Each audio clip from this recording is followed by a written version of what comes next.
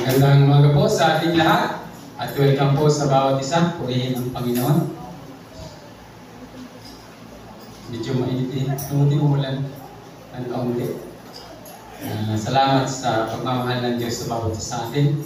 Pag tinitignan ko yung mga umaawit kanina, talagang pagpapalain kayo ng Panginoon. Amen. At sabi ko nga kay Pastora, isang araw sabi ko ito ang mga tao na dapat ay pinapasyal sa mga iba-ibang bansa ang mga ginagamit ng Panginoon. Israel sana. May mga taong pili mong kumbaga bigyan ng pagpapala mula sa Panginoon. Ginagamit ng Panginoon. Ang sarap yung mga ministry natin, di ba? Yung mga kalalakihan, mga babae na ititrip mo sila, halimbawa sa Hong Kong. Sa Pilipinas kasi medyo simple lang eh. Hindi tayo Sana all, Pastor. Sana all. pero siyempre kasama kami. Di ba? Sino? Walang magkakait sa kanila. Di ba? Kasama tayo. Amen. Oo. Kaya sabi ko, pag tinitingnan ko siya, sabi ko, malayo ang mararating ng mga kabataan ito. Dahil alam ko silang lahat ay makakapagtapos sa tulong ng Panginoon. Kaya tayo po muna yung manalangin. Father God, salamat po Ama sa buhay na pinagdalo mo sa bawat isa sa amin, Panginoon. Salamat Panginoon sa mensahe mo kanina, Panginoon. Ang buhay namin ay dapat lang gamitin para sa iyo, Ama.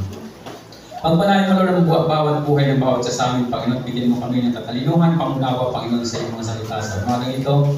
At ito po ay aming maipamuhay. At ako Lord, bilang lingkod mo, Panginoon. Salamat po Ama. Dalangin ko Lord, bigyan mo ako ng katalinuhan, Ama. Na ito'y maibahagi ayon lang sa iyong kalooban. Salamat po, Panginoon. Kami dalangin sa pangalan ng Panginoon Jesus.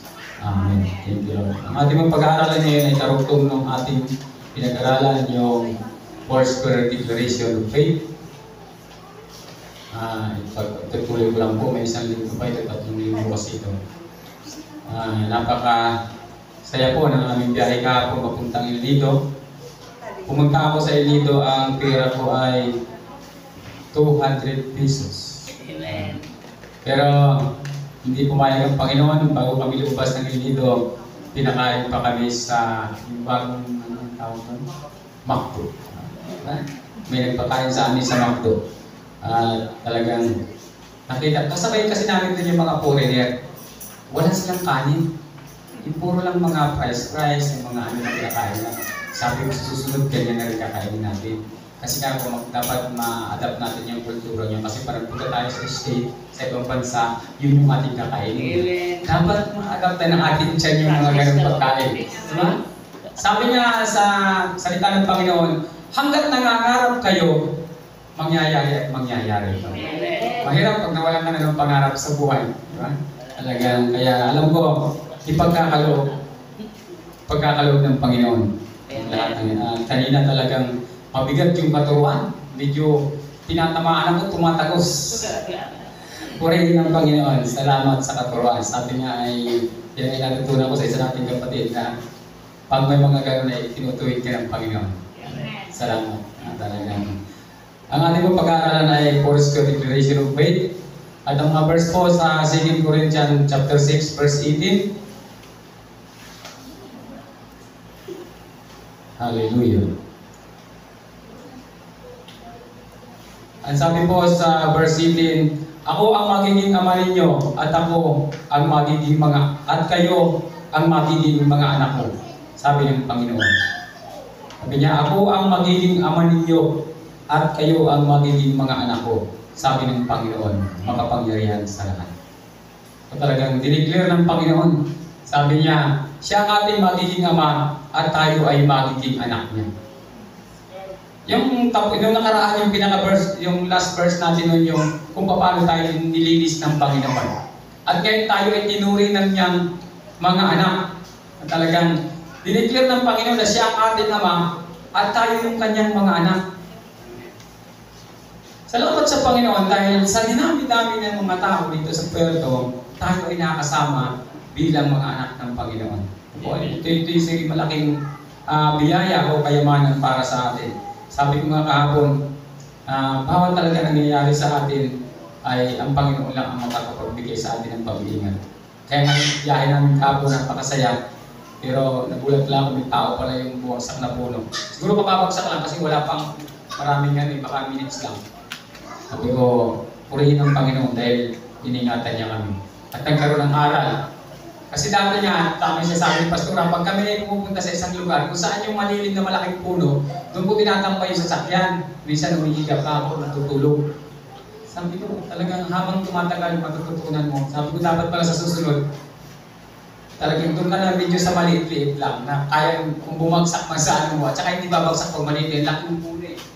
Parang halos malaki pa sa puno ng niyog. Daming isama. Kaya talagang doon katadaanan namin, doon talaga yung puno niya, isa talagang sasakyan doon kahit siguro malaki. Pero napakabuti ng Panginoon na talagang nandun yung pag-iingat. Bakit po tayo niingatan ng Panginoon? Kasi sabi niya rito, ako ang magiging ama ninyo at kayo magiging mga anak ko, sabi ng Panginoon, makapangyarihan sa lahat. Anak tayo ng Panginoon.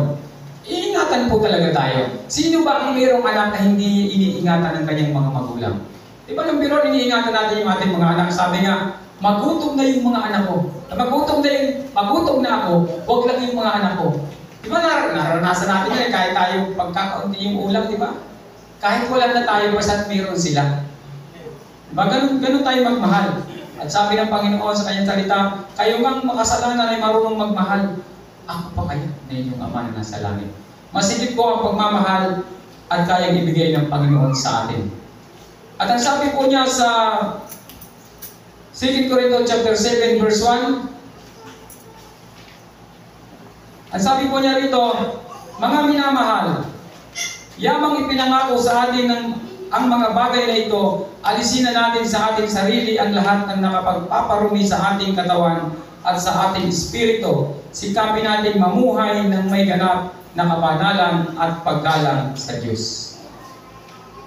Kung tayo po ay mga anak ng Panginoon, dapat po, sabi niya rito, mga minamahal, yamang pinangako sa atin ang mga bagay na ito, alisin natin sa ating sarili ang lahat ng nakakaparumi sa ating katawan at sa ating espiritu. Sikapin natin mamuhay ng may ganap na kabanalan at paggalang sa Diyos. Sikapin po natin daw yun. Diba? Kung tayo mga anak ng Panginoon, tinuring tayong mga anak, at siya ang ating Ama, sikapin natin mamuhay na mayroong kabanalan. Di ba yung mga taong kilala, ang mga anak nila, ayaw nila na, gusto nila yung mga anak nila talaga, iniingatan yung pangalan nila. Di ba may mga pamilya na, talagang yung pamilya na iniingatan nila yung kanilang pangalan. Tayo po, dapat po ingatan, kasi sa ating mga tao, wala namang mawawala sa atin. Kasi tayo man ay makasalanan talaga, tayo ay, ano pa ba sisirain? Tulad ko, ano ba sisirain sa akin? Wala naman. Pero dahil ang Panginoon ay namumuhay sa atin, tinuring niya tayong anak, ang Panginoon po ang napipintasan. At tayo po ay nakakagawa ng hindi ayon sa kalooban ng Panginoon. Diba? Isipin mo kung ikaw ay Kristiyano, lalo tigit ginagamit ka ng Panginoon isang araw, makikita ka ng mga tao na hindi tama yung iyong ginagawa. Hindi po ikaw ang mapapahiya, hindi ikaw ang mapipintasan. Kasi kasama na sa pangalan natin, kasama na ang pangalan ng Panginoong Hesus. Diba? Kristiyano. Hindi na tayo, kumbaga, hindi na ikaw ang mapapahiya, hindi ang Diyos na siyang dinadala mo sa iyong pagkatao. Kaya sabi niya, tinuring niya tayo mga anak at siya ang ating Ama. Kaya sabi niya, dapat mamuhay kayo ng may kabanalan, magpakalinis kayo, alang-alang sa Panginoon. Ipamuhay natin yung, gamitin natin yung mga, di ba sa ating mga magulang, pansinin niyo yung mga tao na kilala ang pamilya. Talagang pag nasangkot sa isang gulong, napakalaking usapin sa kanila yan. Talagang, bakit ka sumama doon? Anong sasabihin ng mga tao sa pamilya natin? Masisira ang pamilya natin.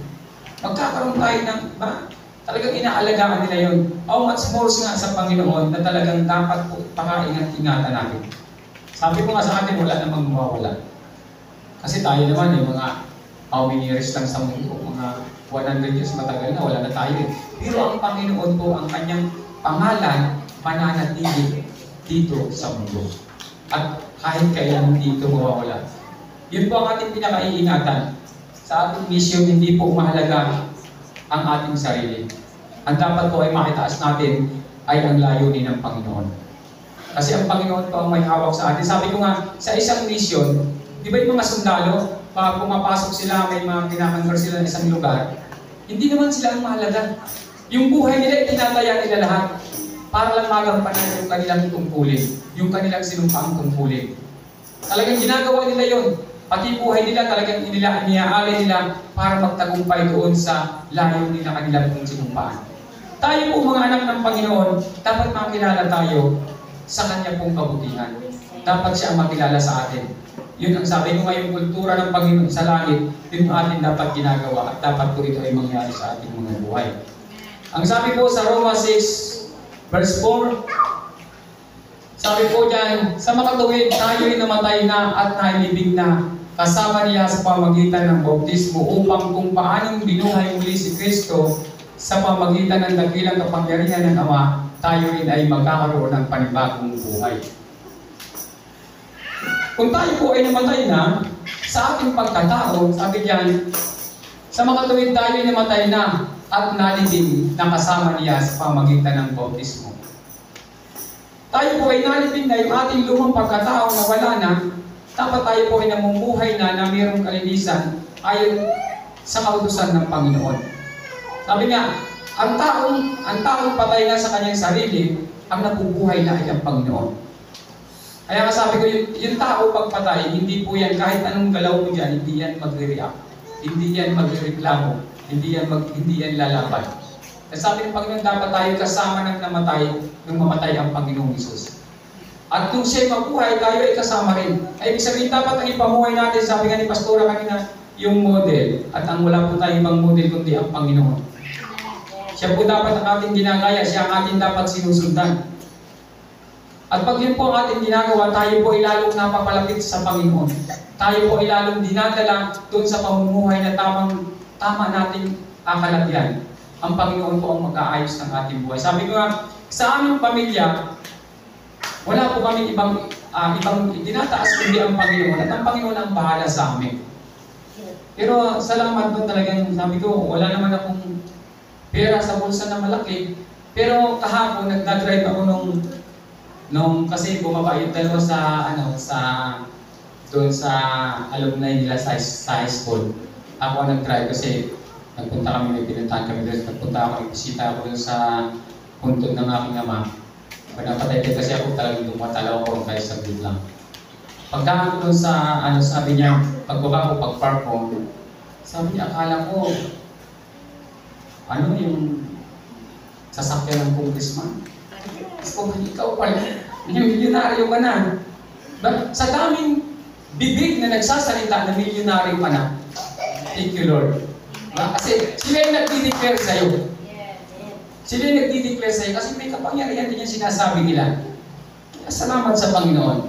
Talagang pastora ay bumunot siya para lang pakainin yung mga tao. Pamirindahin. Pero bumunot siya sa wallet ko, hindi bumunot sa wallet. Okay, ang Panginoon talagang mabilis siyang bumunot. Talagang napakabuti po ng Panginoon. Di ba tayo pag yun na pag nakakapagsalita ka ng kaunting papuri, natutuwa ka.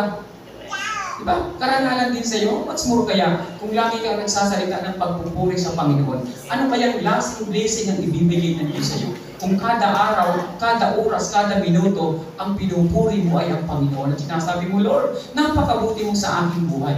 Yun nga lang, sinabihan ako ng parang sasakyan ni Congressman. Natuwa ako at bumunot si Pastora. Yun lang yun ha.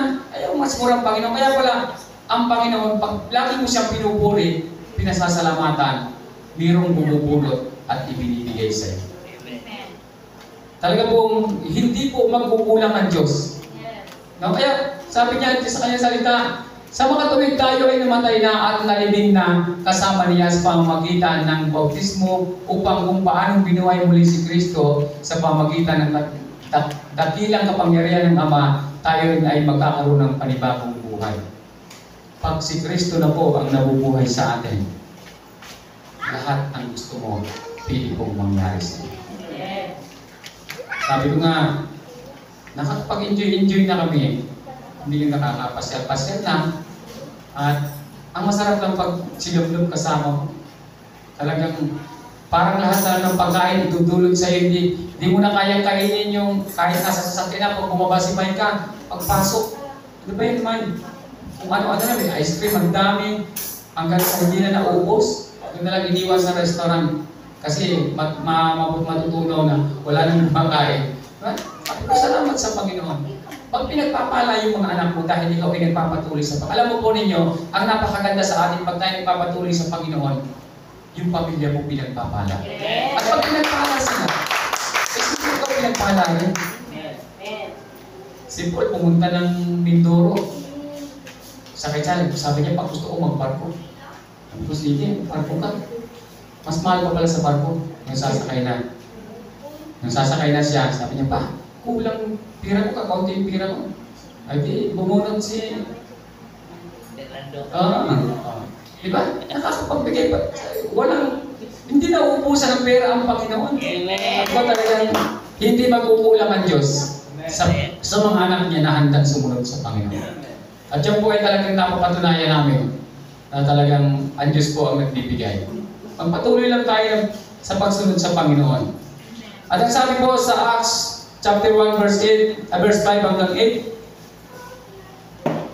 sabi po dyan, si Juan ay nagbautismo sa tubig, ngunit di magtatagal at mababautismuhan kayo sa Espiritu Santo, nang magkatipon si Jesus at ang mga alagad. Nagtanong sila kay Jesus, Panginoon, itatatag na po ba ninyong muli ang kaharian ng Israel? Sumagot si Jesus, ang mga panahon at pagkakataon ay tinakda ng Ama sa kanyang sariling kapangyarihan at hindi na kailangan pang malaman ninyo kung kailan iyon. Subalit, tatanggap kayo ng kapangyarihan pagbaba sa inyo ng Espiritu Santo at kayo magiging mga saksi ko sa Jerusalem, sa buong Judea at Samaria at hanggang sa dulo ng mundo. Napakabuti po ng Panginoon. Bibigyan po tayo ng banal na Espiritu. At yun po yung nagpapatibay sa atin. Sabi ko nga, yun yung direkta nating relasyon sa Panginoon, yung banal na Espiritu. Napakahalaga po ng banal na Espiritu sa atin. Siya po ang nagkukumport sa atin, siya yung nag-aayos sa atin, siya yung nagliligtas sa atin. Diba nararamdaman mo? Tulad nga lang ng biyahe namin, nadili-dili kami na may mga ginagawa pa kung saan, yung pala may dahilan, may purpose. Kasi ang banal na Espiritu po ang nagagayos sa atin. Talagang ilagay mo lang sa puso mo yung talagang pagtitiwala sa Panginoon. Hindi po magkukulang ang Panginoon. Kasi gagawin niya tayong saksi sa buong daigdig. So pag tayo po ibinigyan ng Panginoon ng ganong klaseng kapangyarihan, yung mga bagay po sa mundong ito, idadagdag na lang din ng Diyos sa atin. Alam ng Diyos yung kailangan natin, hindi po magkukulang ang Panginoon. Alam ng Panginoon. Sabi ko nga, lahat ng kailangan mo, kung nagulat nga ako pagbiyahe namin, tapos parang lakas-lakas na ng katawan ko, nakakatalo na uli ako, sabi ko tama-tama sa gawain ng kalalakihan sa Merkulis yun, huwag na yung mawawala. Yung mga kalalakihan, sabi ng amin, pwede na yun na, si Ian saan? Pwede na yun ipakawin mo sa Merkulis. Diba? Talagang salamat sa Panginoon dahil nabalik na yung normal ng lakas ng katawan ko. Dati talagang humina yung tuhod ko eh. Pero hindi nagtagumpay ang sakit. Hindi ka magtatagumpay. Nakaraan niya, kinumusta ko si Kuya Mari. Sabi ko, Kuya, kumusta naman ang katawan ko? Sabi ko, sa pagtatrabaho mo dyan. Sabi niya, okay na Pastor. Sinabihan ko yung yung aking diabetes. Umayos ka. Kasi pag hindi ka umayos, isasama kita sa hukay. Ay umalis. Nawala ang diabetes niya. Kaya, magtiwala tayo sa Panginoon.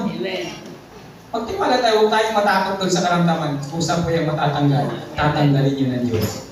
Natakot, sabi ni Kemar, wala na, Pastor. Natakot, tag-overtime pa nga ako, sabi niya, kasi masasama siya sa hukay. Kaya, kaya ang Panginoon po ang mag-iingat sa atin. Huwag tayong matakot sa mga pananakot ng mundo. Lagi natin panghawakan ang salita ng Panginoon.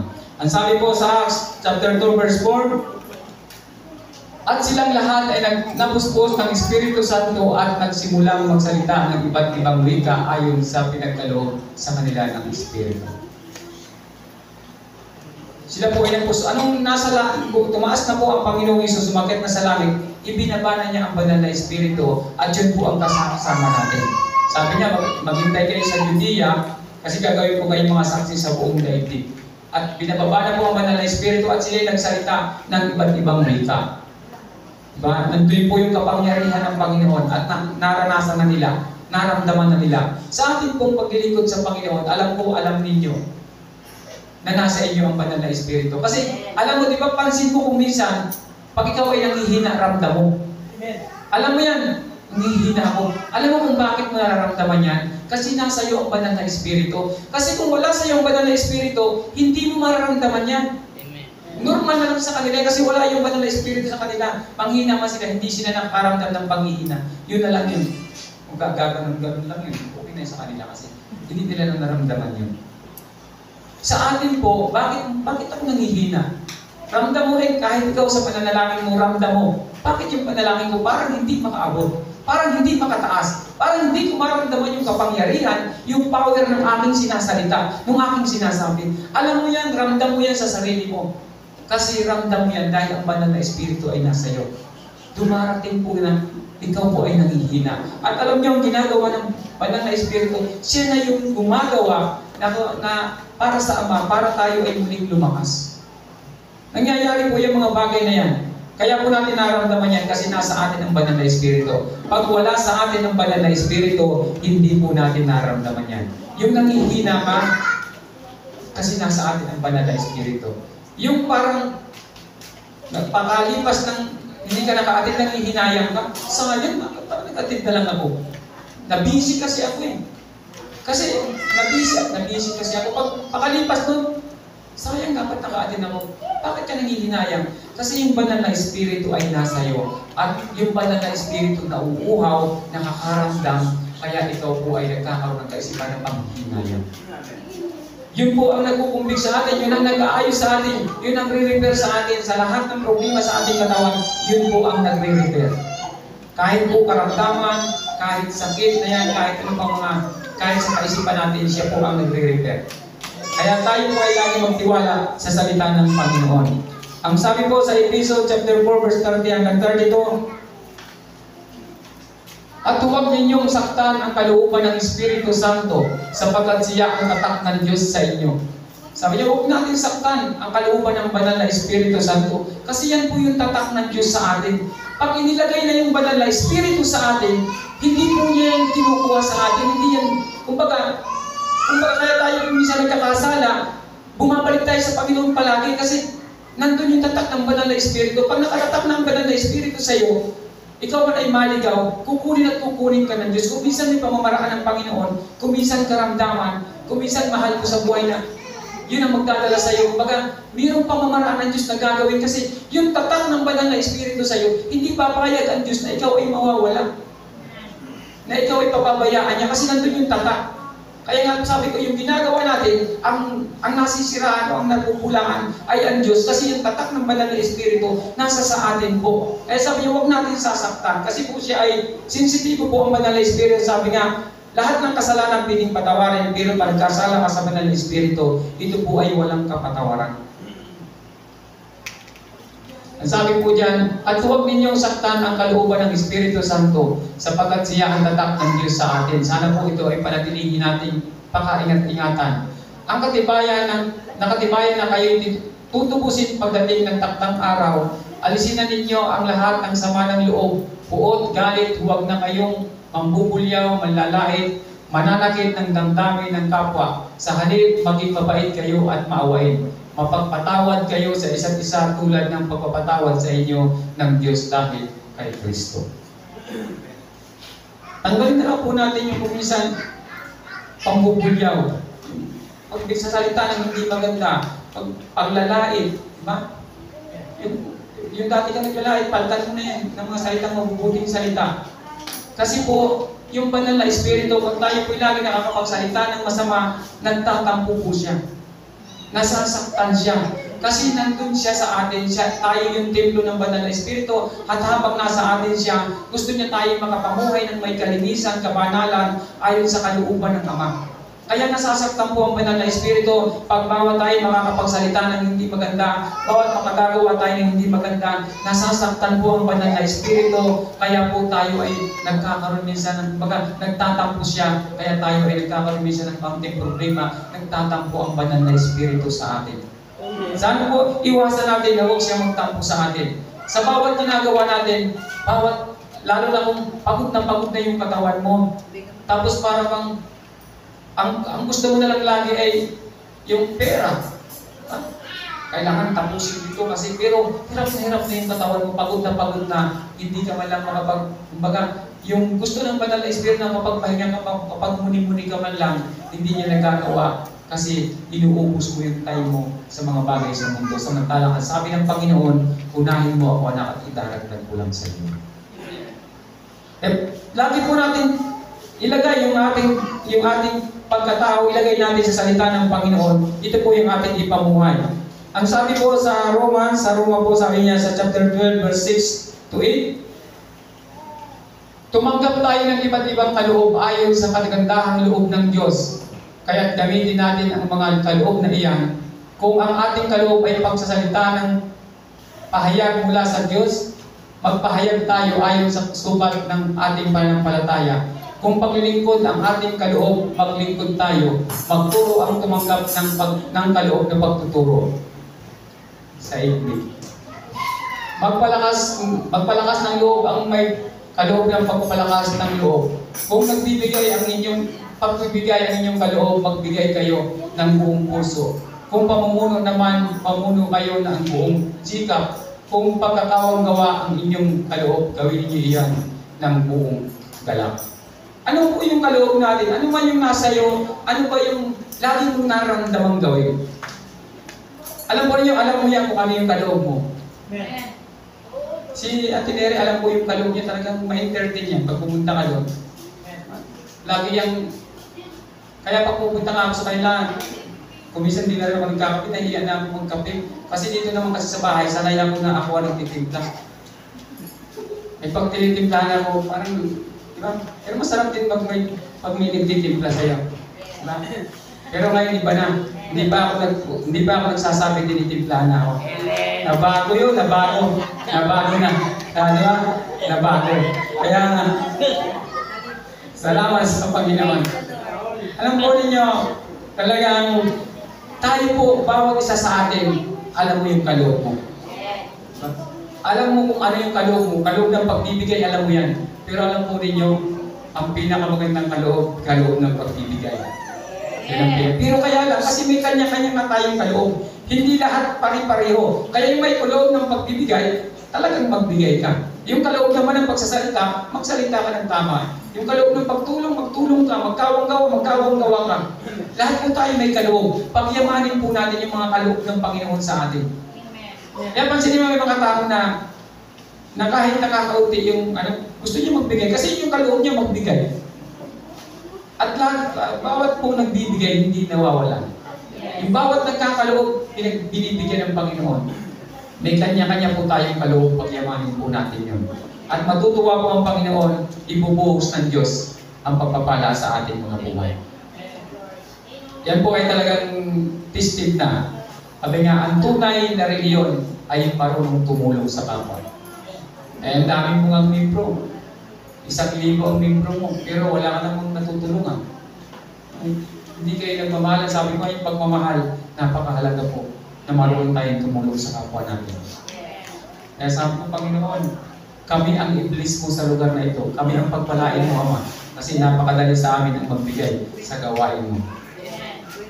Ang sabi po sa Galatians chapter 5 verse 22 to 25, subalit ang bunga ng Espiritu ay pag-ibig, kagalakan, kapayapaan, pagtitiyaga, kabaitan, kabutihan, katapatan, kahinahunan at pagpipigil sa sarili. Walang ibatas laban sa mga ganito. At ipinangako na sa cross ng mga nakipag-isa kay Kristo Jesus ang kanilang laman at ang masamang hilig nito. Kung binigyan tayo ng buhay ng Espiritu, mamuhay rin tayo ayon sa Espiritu. Yan po yung bunga ng banal na Espiritu. Kaya nga sabi ko, pag nananahan sa atin ang banal na Espiritu, tayo po yung pinakamasayang tao. Ano man yung nasa iyo, mapapagkasya mo ito, magiging masaya ka.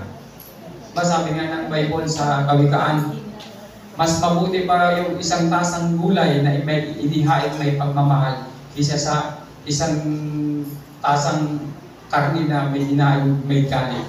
Diba? Yung paghain sa'yo, kainin mo yun.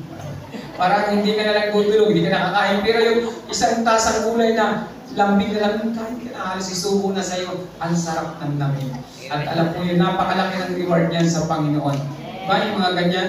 Yung Napilitan na. Oo, napilitan ka na. Sige, kumain ka na dyan. Pero talagang hindi maganda yung kanyang kalooban. Sa atin po sa Panginoon, sa ating ginagawa sa Panginoon, gustong-gusto ng Diyos, nakasama po yung pagmamahal. Kasi ang banal na Espiritu po, sabi ko kaya sensitive, at ang banal na Espiritu po ang nananaan sa atin. Bakit tayo nagkakaisa? Bakit tayo may pagmamahal sa kapwa natin? Kasi yung banal na Espiritu, yun po ang nananaan sa atin. At pare-pare po ang banal na Espiritu. Ang sabi po sa Colossus, sabi niya sa chapter 3, verse 12 to 13, kaya nga dahil kayo'y hinirang ng Diyos, minamahal niya at pinili para sa Kanya, dapat kayong maging mahapagin, mabait, mapagpakumbaba, mahinahon at mapagtiis. Magpasensya kayo sa isa't isa. Kung may hinanakit kayo, kanino man magpatawad kayo gaya ng pagpapatawad sa inyo ng Panginoon.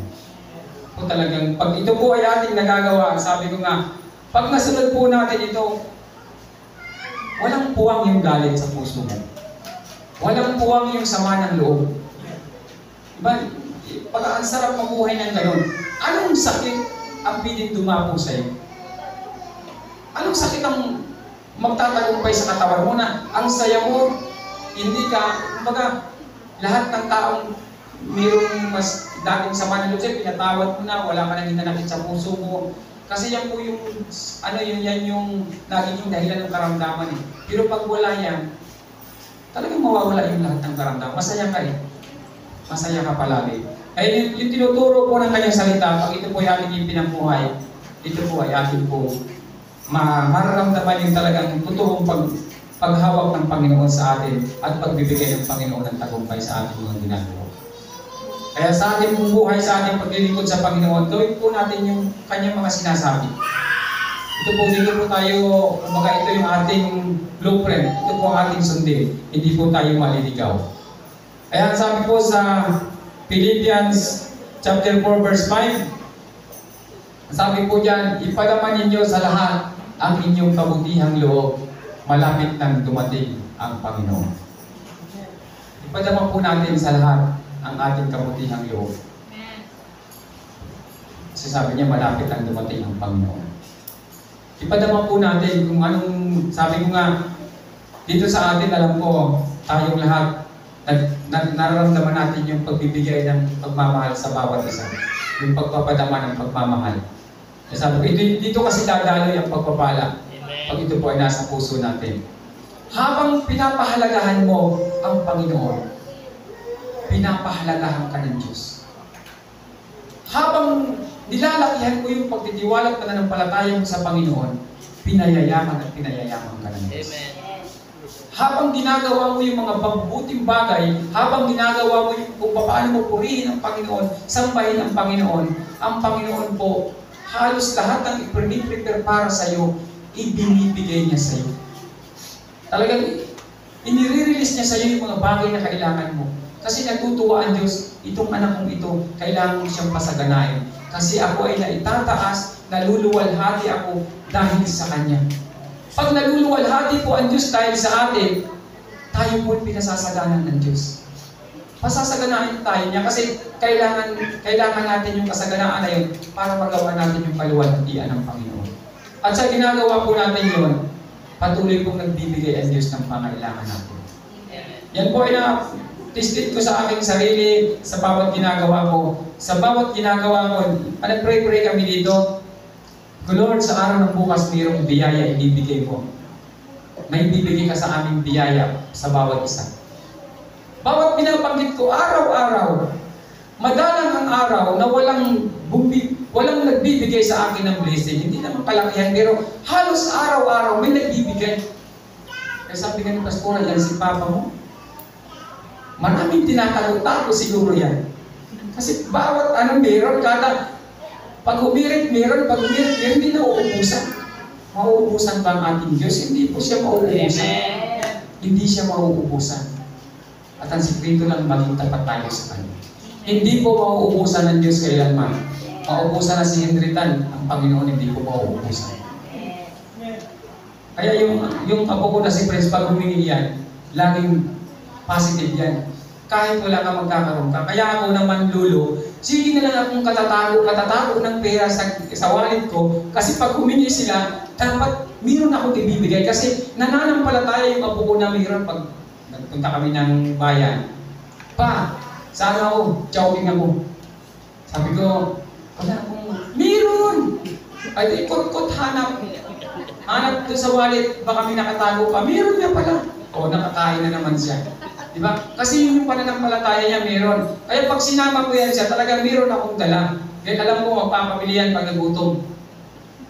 Nasanay na rin si Pastora, pag dumadaan kami, sabi ko, pagtatapat sa Chowking, nagugutom ka. Kaya nag-prepare na rin ako para sa kanya. Pasang pagtapat sa Chowking, tinantyan ko pa. Kikilo ka sa Chowking para makainin siya. Sa drive-thru. Talagang, alam po ninyo, ganun po ang Diyos. Pag napakalaki yung pagtitiwala mo sa Panginoon, napakalaki yung pananampalataya mo sa Panginoon, ang daming sinuksok ng Panginoon para i-prepare para sa Amen. I-prepare po ng Diyos. Kumbaga, yung iba niyang anak pag humihingi, hindi niya pinapansin, pero ikaw, pag humingi, kinukot-kot ng Diyos yung mga nakatagong malalaking halaga para ibigay sa iyo. Kasi itong anak mo ito, napapapuro niya. Ganun po katindi ang pagbibigay ng Diyos sa mga anak ng tapat sa Kanya. Ang Diyos po, sa totoo lang, pagmahal ka niya, siya po mismo ang magbibigay ng pagpapala sa iyo. Pag magugulat ka na lang may mga taong mag-aabot sa iyo, ay kung hindi naman ang Diyos, hindi hipuin yung mga tao niya. Kaya po huwag tayong mangamba. Dapat pag humingi tayo sa Panginoon, sabi diyan sa verse, ipalaman ninyo sa lahat ang inyong kabutihang loob, malapit nang dumating ang Panginoon. Pero pag tayo po ay hindi nakaramdam ng pagmamahal sa kapwa, pagtulong sa kapwa, baka po maging maramot din ang Diyos sa pagtulong sa atin. Number 1 po sikreto, dapat po tayo ay malupit sa Panginoon. Tsaka pag humingi ka sa Panginoon, huwag mo namang isipin hindi kayang ibigay ng Diyos. Kasi kung minsan, hinihingi mo sa Panginoon, talagang humihingi ka pa lang, ngayon mo pa lang sinasabi, pero yung pagdududa mo, kahapon pa nagdududa ka, hindi talaga hindi ito mangyayari. Pero nananalangin ka, mangyayari. Well, may pagdududa sa iyo. Kaya nga yung paghingi, conforme sa hinihingi. Kasi si Tali, pareho ko silang ako, pareho ko naman silang mahal. Pero pag si Tali humingi, may pira ka. Sabi ko, kasi may pira ko, nagpagkahandan ako para sa iba. Wala, Tali, wala akong barya. Alis na yan. Pag bumalik itong isa, kaya akong pambaon. Wala akong pira. Meron. Ikot, kukutin lahat ng wallet mo, pati yung mo, kukutin lahat. May inis ka na lang. Ito na ako. Di ba? Kasi magkaiba talaga sila pag humingi. Ito pag humingi, kukutin lahat. Si Tali pag humingi, tama lang humingi. Pag sinabi, nagreklamo ka, okay lang. Diba? Sabi ko dapat ilagay sa puso yung paghingi talagang grinagag mo talaga, yung hinihingi mo talaga sa paghingi. Ito talaga, Panginoon, gusto ko ito. Kaya talaga yung paghingi conforme sa humingi. Sabi ko nga, sa pananalangin namin dito gabi-gabi, kada nananalangin kami, yung end ng pananalangin, lagi mo sinasabi na, Lord, mayroong mag-special na regalo sa mga anak kong narito sa iyong templo sa oras na ito, sa araw ng bukas. Sa araw ng bukas, nakakatanggap ako agad. Minsan 500, minsan 1,000. Hindi ko lang alam doon sa mga kasamahan ko. Basta't ako, madalang ang araw na wala akong tinatanggap. Minsan, isang araw wala. Pero sa susunod, minsan nagdudubli. Laki talagang meron. Sabi ko. Kaya pag binanggit ko na yun sa pinakahuling pananalangin namin, Pag binanggit ko na yun, kinakapa ko na yung wallet ko, ito na, meron na ito bukas. Meron talaga eh. Dumarating talaga eh. Dumarating na nagbibigay ang Diyos. At kukulang talaga ako, may aabot. Kung minsan ang aabot sa iyo yung nasa kasamahan mo rin sa bahay. Pang ano mo, pang wallet mo. Diba? Kasi siyempre, hindi naman sila sa akin bumibigay ng isang tao lang. Pag bumigayan, 3 tao. 3 o. Kaya purihin ang Panginoon na ang Diyos po hindi nagkulang sa mga anak niyang tapat sa Kanya. Kaya salamat sa kanyang mga turuan. Tayo po'y manalangin. Father God, salamat po Ama sa pagmamahal mo sa aming Panginoon. Patuloy mo pagpalain ang iyong mga anak, Panginoon, lalo higit na mga tapat sa iyo, Ama. Buhos mo ang pagpapala, Panginoon, ng kasaganaan sa bawat isa. Lord, ito po ang dalangin sa pangalan ng Panginoong Isus. Amen.